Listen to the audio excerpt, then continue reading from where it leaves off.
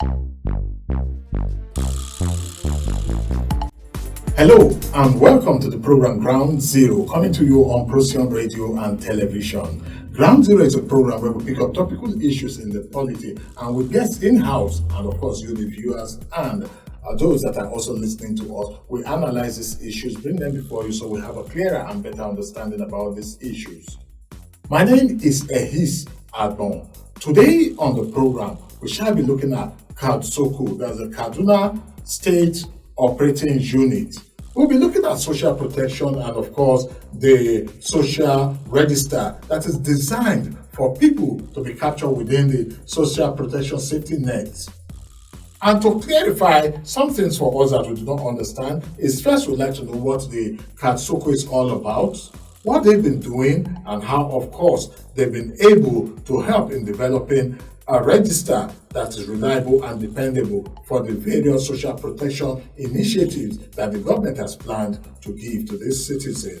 I have with me on the program today Nina, Dawong, and of course Joy Gadani will be feeding questions to her, and together we will get to understand these issues. So stand by, listen, and watch us from wherever you are. But remember to also make your comments and observations on our various social media platform. Our unified handle is at Procyon RTV. You may also wish to drop us a message on our WhatsApp portal on 0809 799 1989 and 0809 4646 and of course call in when the phone lines are open. But today we will not be opening up the phone lines. Just drop your message, comments and observations on the comment section on whichever of the social media platform that you are watching us from or listening to us. Again, the social media handle is at Procyon RTV. Procyon RTV. For those watching us, it's already displayed on your screen. And for those just listening to us, Procyon is spelled PROCYONRTV. Over to you. My name is Joy Gadani, and today we are at the office of the Kaduna State Operations Coordinating Unit. As part of activities to commemorate the OGP week, we are here to conduct this interview. And the aim of these questions are to create awareness about a comprehensive understanding of SOCO's activities, challenges, and impact, while allowing the state coordinator to highlight key success and future goals. Thank you. My name, Dawong Nina Yakwal. I'm the state coordinator of SOCO. SOCO is acronym for State Operations and Coordinating Unit.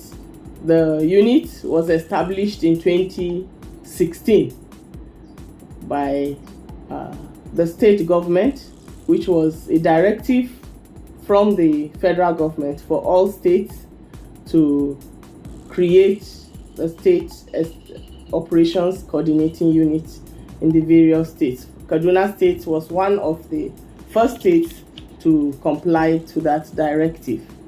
And the primary objective of this unit is to populate the social register for the state.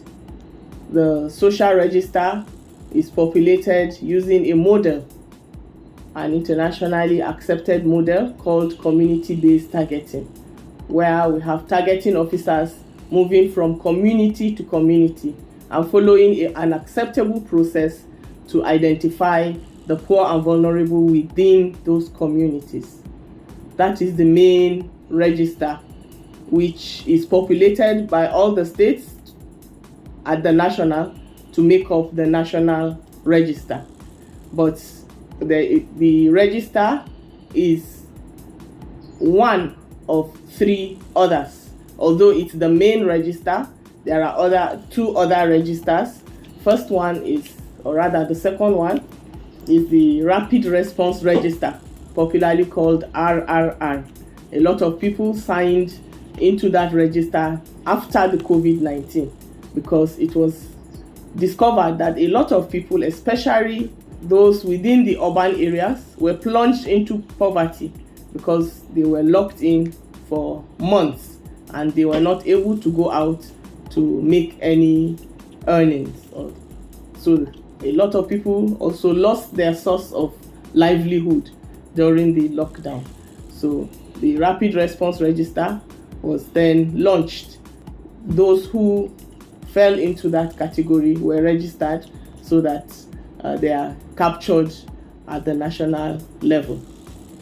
The other register, which we do not have here in Kaduna State, but it's popular mainly around the Northeast, is the Universal Basic Register. That register, URB we call it, is mainly for those at the IDPs. The enumerators go into an IDP camp and they take data of everybody in that camp that makes up the URB. So these are the set of 3 registers which we have, the National Registry. For us here in Kaduna SOCU, nationally, in each state, the SOCUs have 2 technical units. The first one is the operations, headed by the head of operations, and there are program officers under the head of operations. We have the gender officer, we have the environmental and social safeguard officer, we have the communications officer, we also have the GRM, the grievance redress officer. The other second unit we have is the MIE/MIS. The MIE, we all know what MIE is, the monitoring and evaluation section of the unit.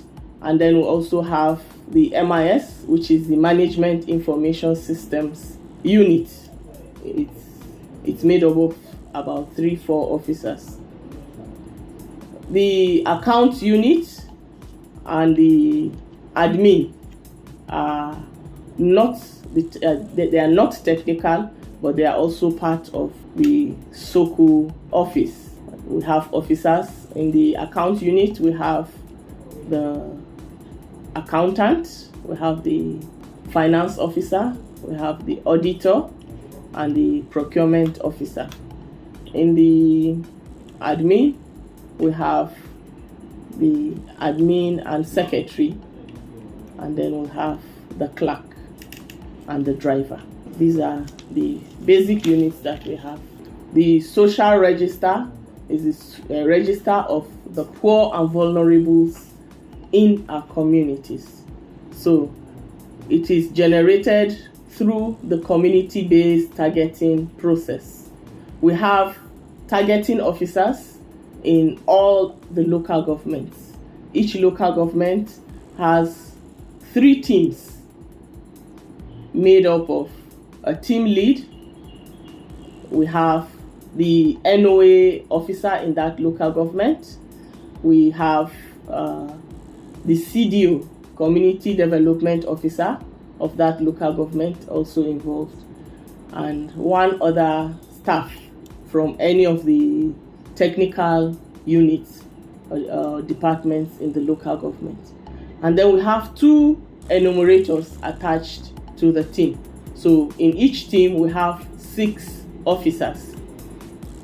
These officers, the first 4, go out to communities and they take the community through a process. The first process, actually, the team lead goes to the community leader to ask for an audience and to create awareness and to let the community lead know that he will be returning with his team.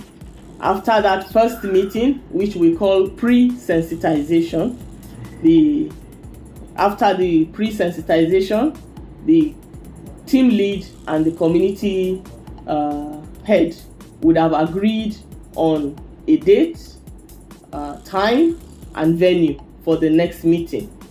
The next meeting, we don't expect that it will take place in the community leader's house or palace.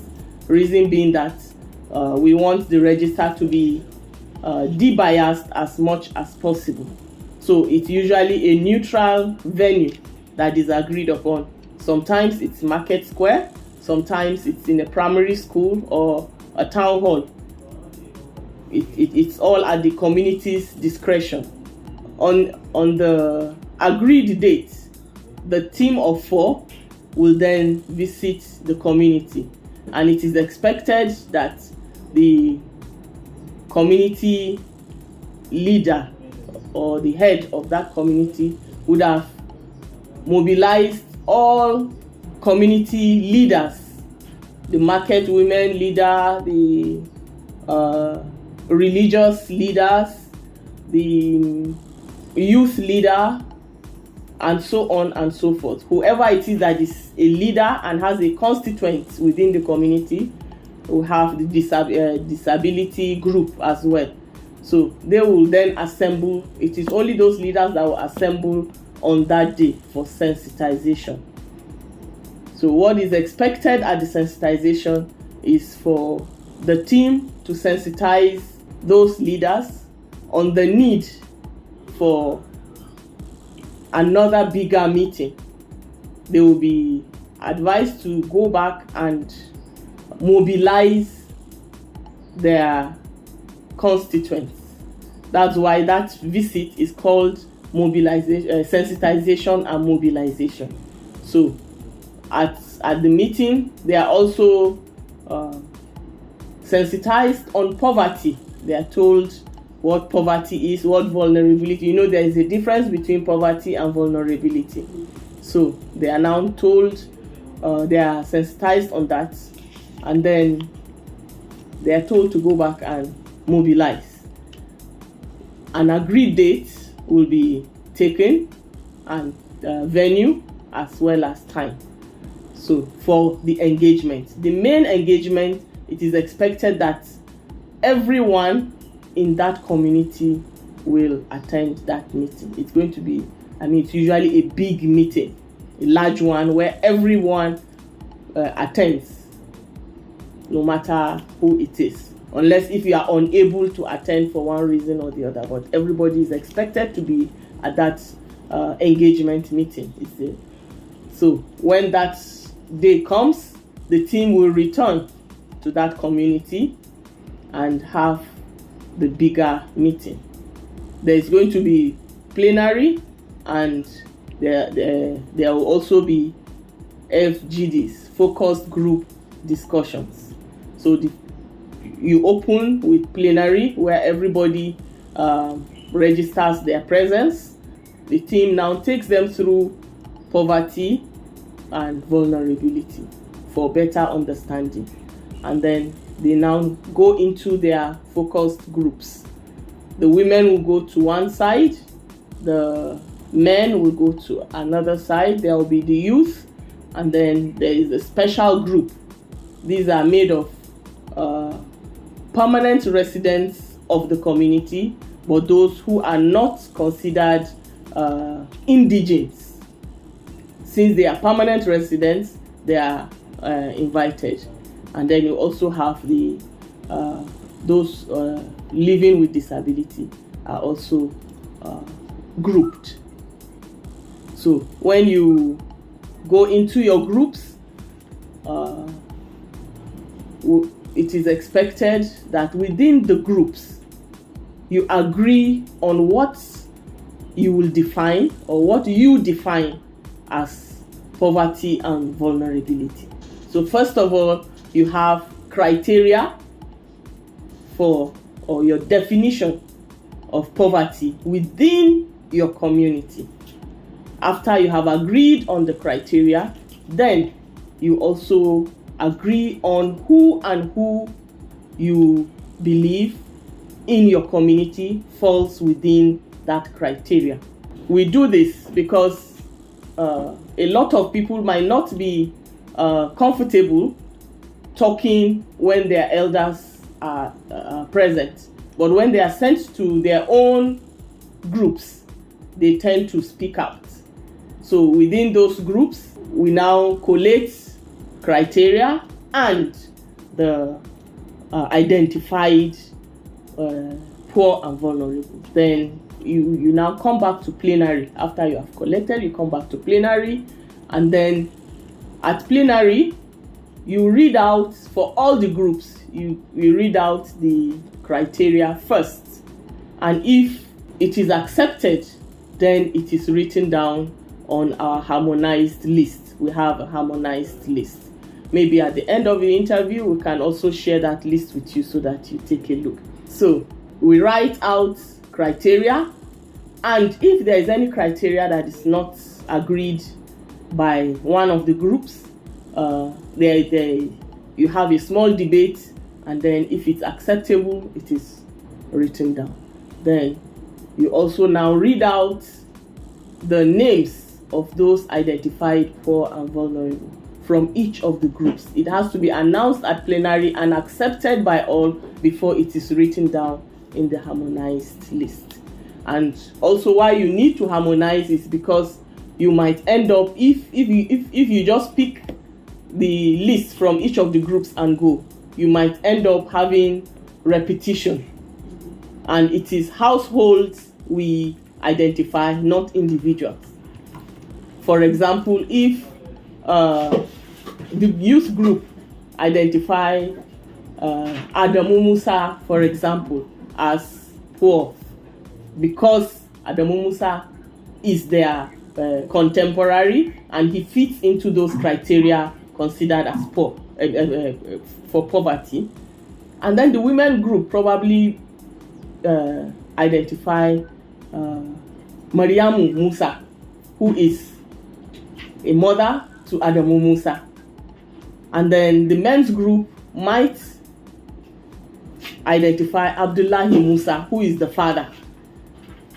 For us, in the register, it is one household. So Adamu, Abdullahi Musa's name comes first. We rank it 1 because all the groups identify that household as being poor. And then we now go down the list like that, depending on the number of groups that mention the name of the household. So those who appear in all the groups most likely are the poorest of the poor in that community, and so their names come first, and then you go down the list like that. After that, you remember I said there are 6 on a team, and it is 4 that went for this exercise, right? So the other 2, the enumerators, will then go back to that community and move from household to household and take data of each member of that household. So we're looking at our imaginary Abdullahi Musa's household, which was identified. If our enumerators go, they have to take data of Abdullahi Musa, take his wife, Mariam Musa, take his son, Adamu Musa, and take every other person. If there is a baby in that household, that baby's information will also be taken. So the essence is that, the social register is basically for planning purpose and then for any other intervention that might come.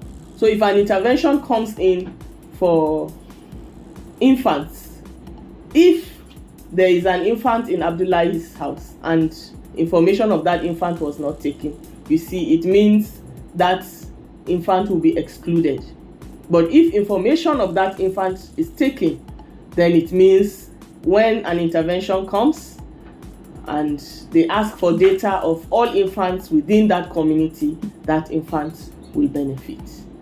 That is, in a nutshell, how the social register is populated.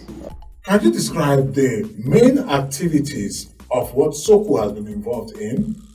The State Executive Council had directed that all interventions, all pro-poor interventions in Kaduna must mine from the social register.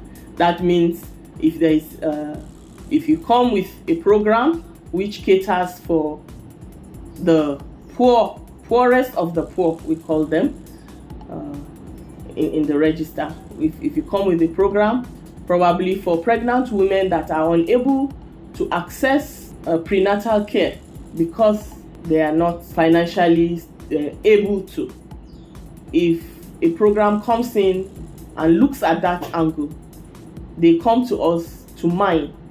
They ask if it's for a particular local government or for a particular community or for a zone or for the entire state, depending on the how big or small the project is.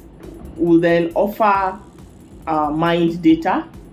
You will also have to give us your criteria. Those who have been pregnant for 6 months, or who just got pregnant, or those who are about putting to bed, depending on what you want. We'll mine our data and give you, and then you can go and use. But there we have a mining protocol first, which you must sign, so that we don't just give you data and you go away and you don't come back to give us results. We will need to know what you have done, and we will then give you that data to use.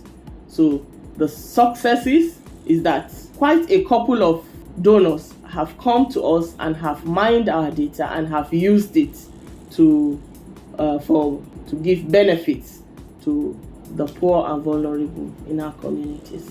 The biggest success is the federal government National Cash Transfer program. It's a sister unit, but we do the data collection while they do the payment. You recall the federal government pays 5,000 to poor and vulnerable households, and they've been doing that for some years. It is data from us that they use. So that's one big, I think they are the biggest users of our data so far. The KD Cares is the program agreed where Kaduna State borrowed, got a loan from the World Bank through the NG Cares, that's the Nigeria Cares, and it came by after the COVID-19, where there are programs that look at different issues. I think the first thematic area is the cash transfer, and then there is the agricultural program and the public works program. So for the cash transfer program of KD Cares and the public works program of KD Cares, they all mine from the social register. The public works employs youths that were hitherto unemployed, and they get them to do some work, whether it is cleaning or running errands for government officials, like working in the offices like a messenger. So they get them and then they pay them some stipends. The names were mined from the social register. The cash transfer also gets to pay some stipends to those identified as very poor. For the KD Cares cash transfer, they looked at the very aged in our register, those who are 75 years and above, and then those who are with terminal illness, and then those who are very young, and then the pregnant women on the social register. Those are the categories that were taken care of by the KD Cares. Currently, the National has directed, the President's directive that everyone with a NIN and on the social register must be paid allowance. When we did the data collection, at the point we did the data collection, a lot of people do not care about NIN, any form of identification. They don't care about even owning a phone. I mean, one is unable to feed himself. Why will he bother about getting a phone? Even if you give him a phone today, he will sell it so that he will eat. So when our data was taken, a lot of people do not have phone numbers, they don't have NIN, they don't have any accounts. So now the national directive is for us to go back and update, especially those with NIN.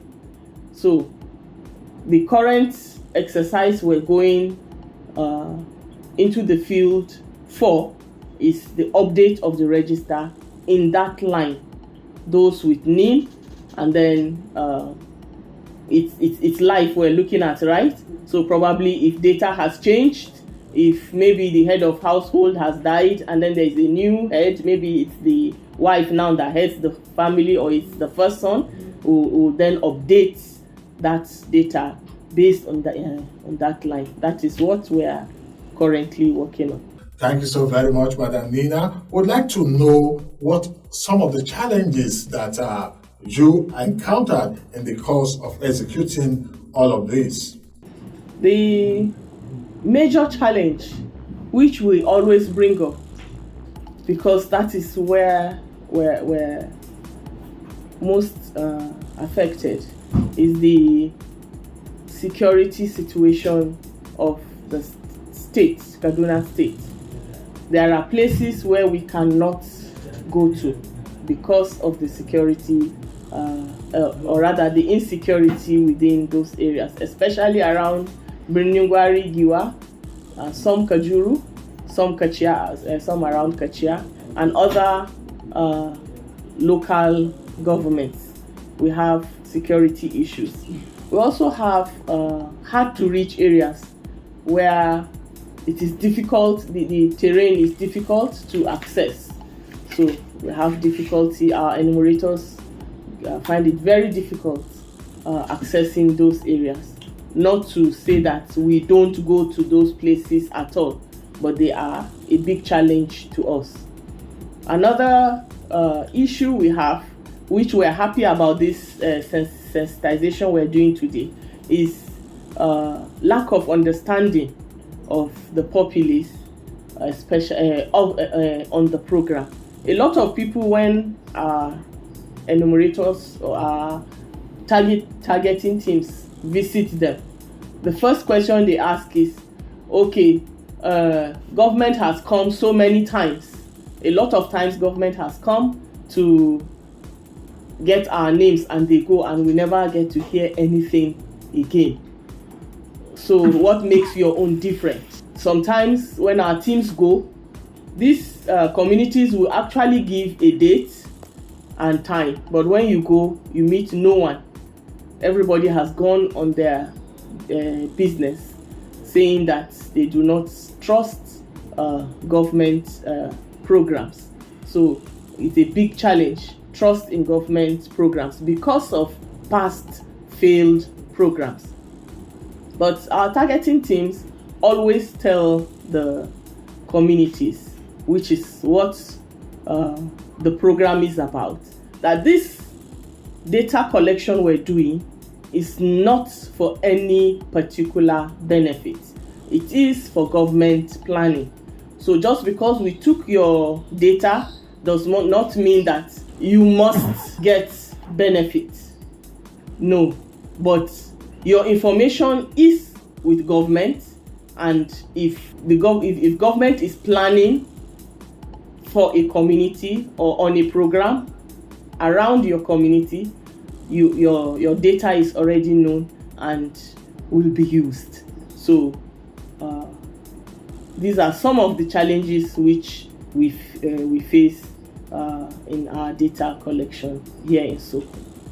For Kaduna, we're hoping that there won't be any IDP in the first place, so that we do not have to have that unified register of beneficiaries.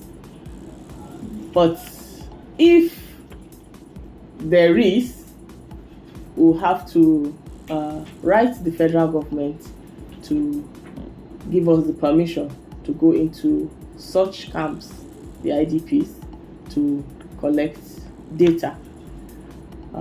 For the social register, our hope is that all pro-poor interventions, everyone who comes in, every donor who comes into the state and wants to execute specific program that affects the poorest of the poor, that they will come over to Soku to mine from the register.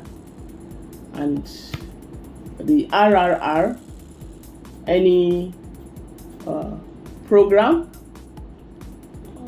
can also come, because the RRR is basically for the urban and the semi-urban poor.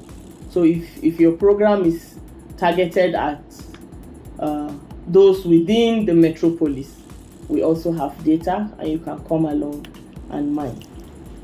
We're already working at it, collaborating with us and sensitizing the populace will go a long way, and also building confidence of the people, because you are closer to the people than we are.